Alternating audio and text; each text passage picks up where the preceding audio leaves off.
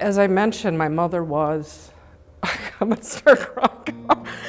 It's difficult for Shirley Higuchi to talk about her mother. This is the dedication to the... She has a special link to Heart Mountain through her parents. In a way, you could say Shirley's story begins in a classroom at camp, when a farm boy from San Jose and city girl from San Francisco sat next to each other, her parents. If you look at their photograph, which is in the museum, they were actually sitting together in their 9th grade photograph. Many years later, they bumped into each other on the steps of Berkeley and recognized each other from camp and fell in love and got married, and the rest is history.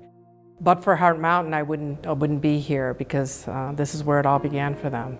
Like many Japanese Americans of that generation, Shirley's parents basically went on with their lives. They established careers, raised their family, with very little mention of internment.